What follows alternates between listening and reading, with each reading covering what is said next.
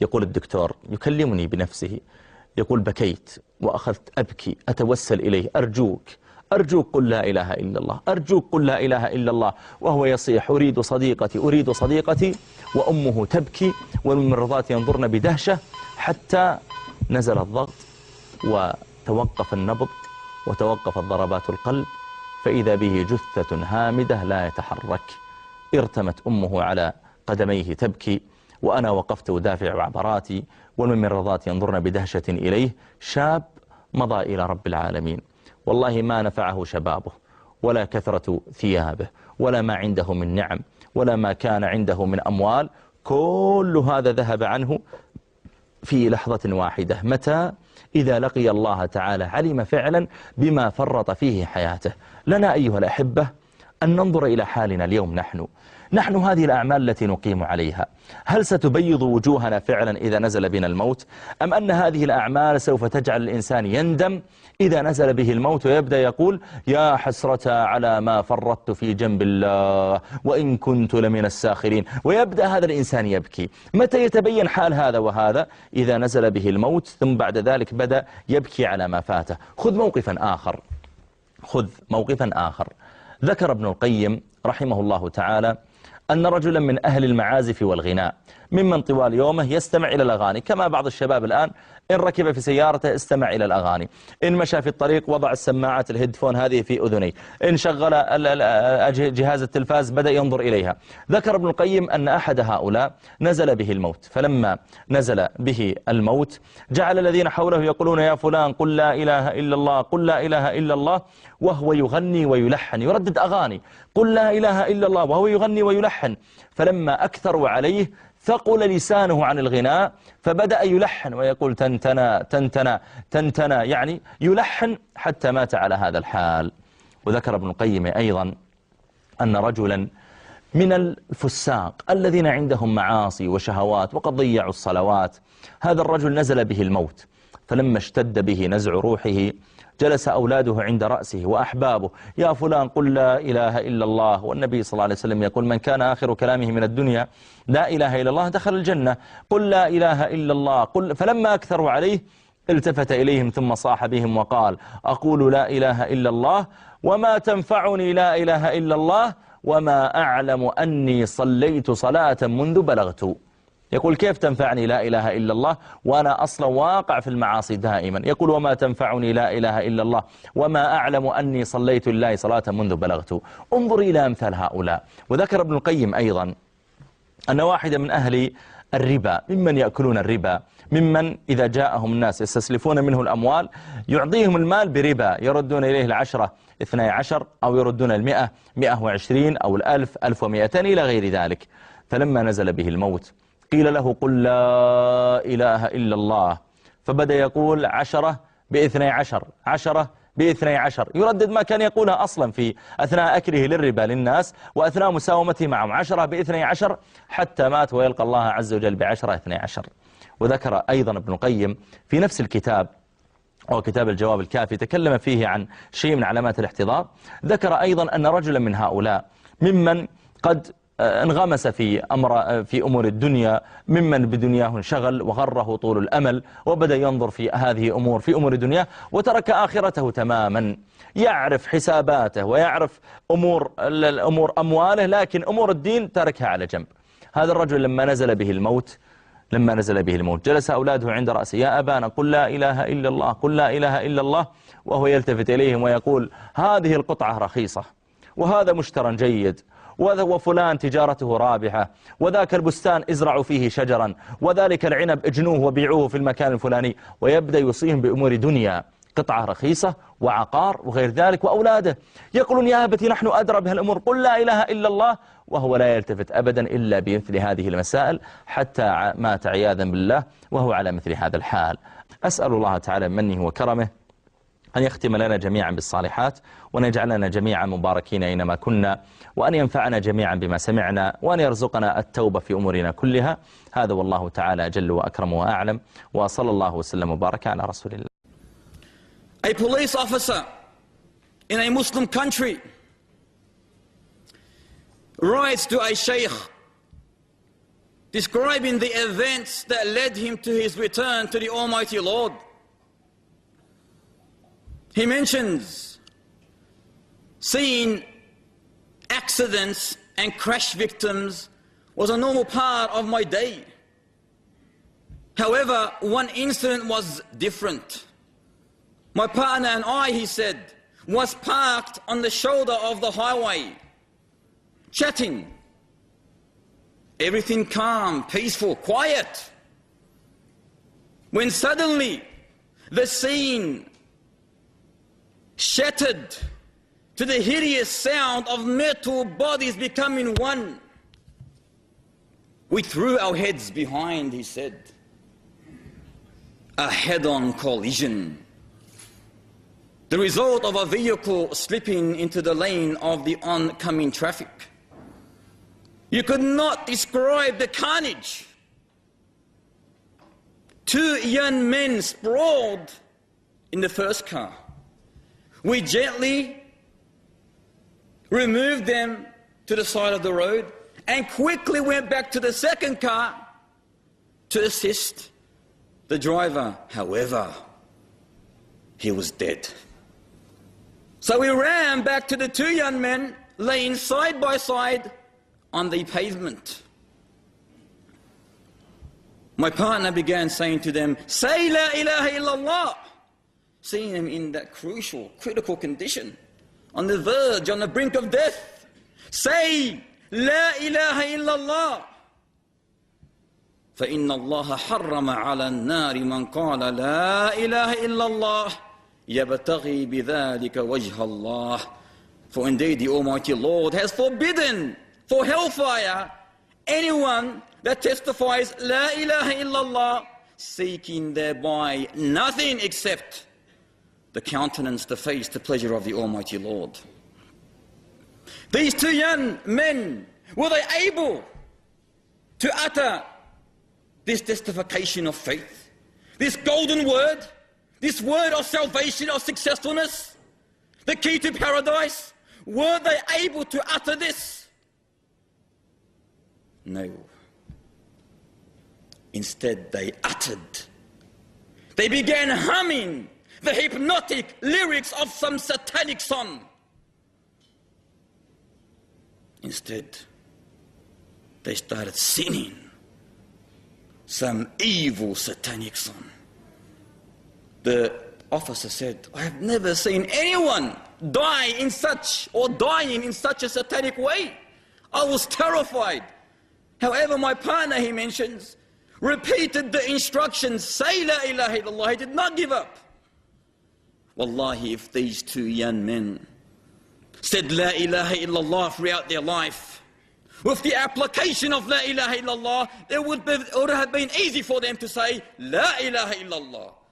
But when there's no prayer, no fasting, no pilgrimage, no La ilaha illallah in reality in their life, how are they going to say La ilaha illallah when they're on the brink of death? You can never ever succeed. So he repeated the instructions, say La ilaha illallah, but to no avail.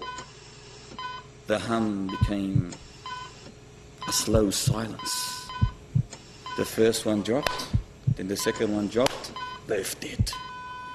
The last thing they uttered, the last thing they whispered, the last breath they breathed was the breath of Satan. The police officer and his partner, in a state of silence, could not believe it, carried the corpse to the nearest hospital. No, brothers and sisters, any person, every person who is used to committing sin, thus not repenting from that evil sin, Satan will seize his heart. He will overpower his heart. And the sin will be the only thing that he remembers, even in the last seconds, the last moments of his life. So when his family, his relatives, when his friends come to induce him with the testification of faith, so it can be the last word before he dies, the sin will overpower him and he will say nothing except that which he used to commit of sin in the life of this world. You know, Satan, at the moment of death, this is his final chance to destroy man. He would throw everything at you, O servant, no matter how strong you are. He would try to destroy you, especially the last seconds of your life. He will come like a tank with full ammunition in order to drive you back from La ilaha illallah. And the only way that you can ever fight and defeat this evil, accursed, is by you implementing La ilaha illallah while you are still alive. No other time. You cannot implement it before your death. Now is the time. There was an auctioneer who used to work in the marketplace. A true story. Every time he would go home, as soon as he entered the home, it was a merchant. He would have his dinner, barely speak to anyone, straight in his room, 30, 40, 50. The next day, straight in the morning, no prayer, no nothing. Straight to his merchandise, his trade, that's his life. He'll come home in the afternoon, he has his dinner, into his room, does not spend time with his family, does not spend time at all utilizing his life in the Islamic way. 30, 40, 50. Every single night, 30, 40, 50. He's in love with money. Death came to him naturally. He's going to die. He cannot live forever. That 30, 40, 50 is going to end one day. So death came to him. And his sons were righteous. They said, Ya Abi, Ya Waladi, Ya Waladi, say La ilaha illallah. Say La ilaha illallah. What did he say?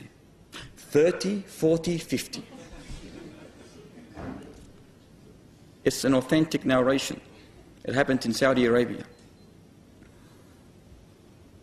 Instead of saying La ilaha illallah, he uttered 30, 40, 50. And thus he died on 30, 40, 50.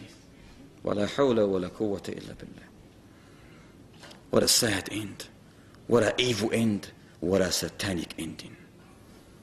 A person might even die while committing sin. And thus he will meet his creator, he will meet his owner, he will meet the one that created him on the day of resurrection, the way he died. As the hadith collected by Al-Hakim, rahimahullah ta'ala, that our beloved Prophet Muhammad ibn Abdullah sallallahu alayhi wasallam said, whoever dies on something, he will meet Allah in the same state that he died on. Brothers and sisters, this hadith is authentic. Can you imagine a person dying while committing polytheism or kufr or killing someone or while committing adultery or fornication, and then you die in that state? And then you get resurrected while committing this evil abomination? Can you think of a person dying while you're not praying? Can you think of a person dying in the month of Ramadan and is not fasting? Can you think of a person dying and he did not perform pilgrimage even though his money has reached the mountain level? Can you believe a person dying while he's drinking alcohol and he dies?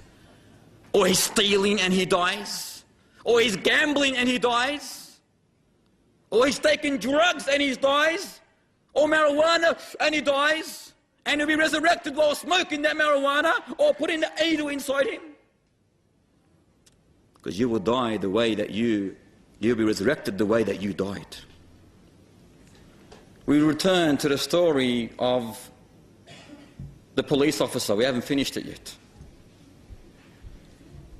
He mentions that he was drifting away from Allah Ta'ala. He narrates that what an odd world, he says. After 6 months after the first accident, a strange accident happened that sealed his prophet, that sealed his return to Allah Ta'ala. He said, everything was quiet. A young man was driving. But within one of the tunnels leading to the city, he was maimed by a flat tire. To the side of the road, he parked the car, stepped out, went to the back, removed the spare tire.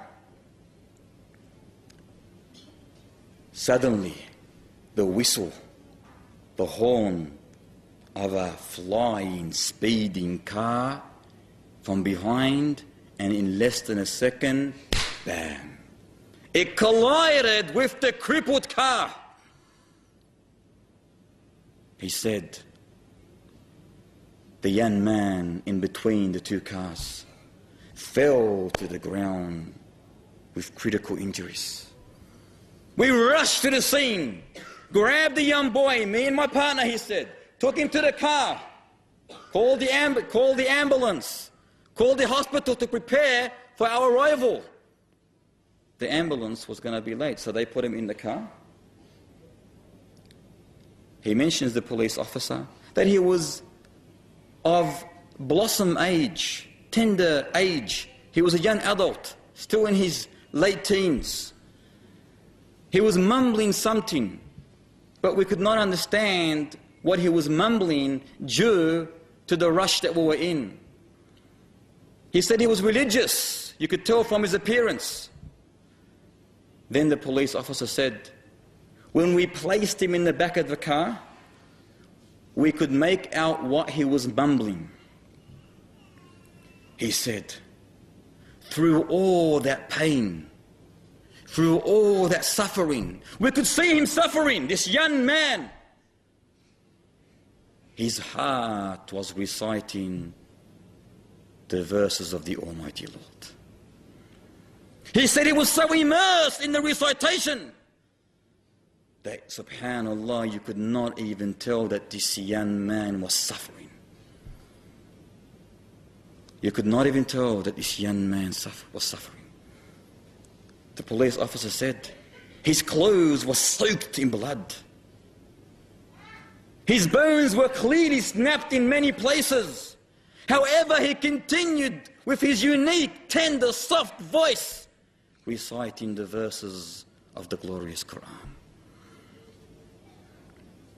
Suddenly, the officer said, as we were listening intently, me and my partner, a shiver climbed up my spine. The hair on my arms and my legs stood up. I watched very carefully at the young man as we were driving to the hospital. His hymn became silent. He raised his hand, raised his index towards the sky, and said, La ilaha illallah. Allahu Akbar. He said, La ilaha illallah. Thus he slumped. Thus he slumped. He said, quickly I went to the back of the seat. I felt his breathing. I felt his pulse. I felt his heart. He was dead. He was dead.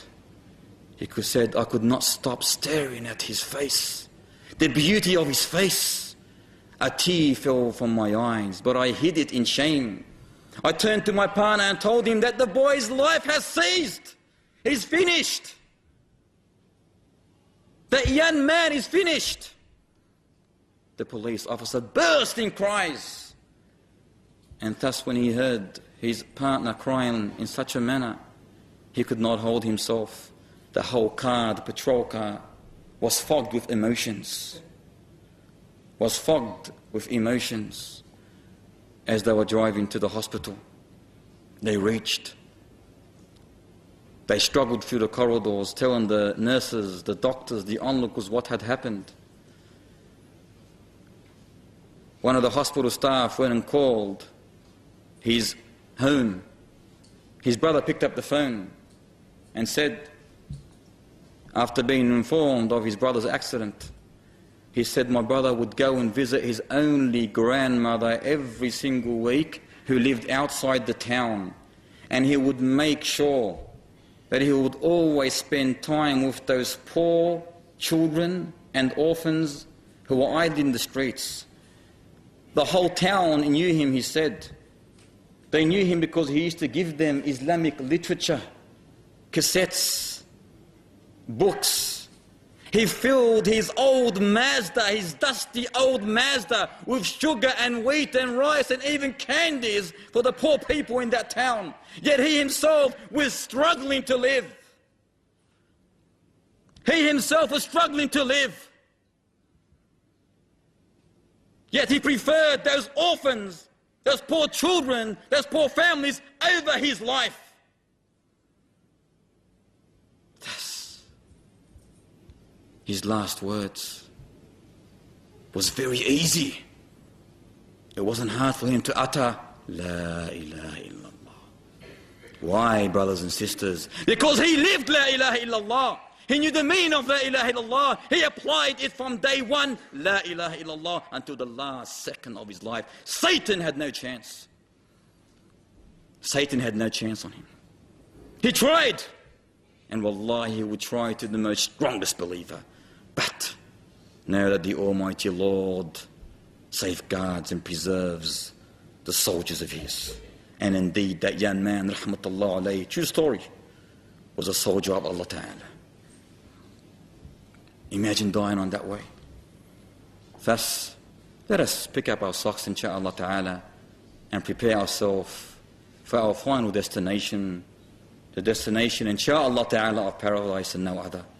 أقول ما تسمعون وآخر دعوانا أن الحمد لله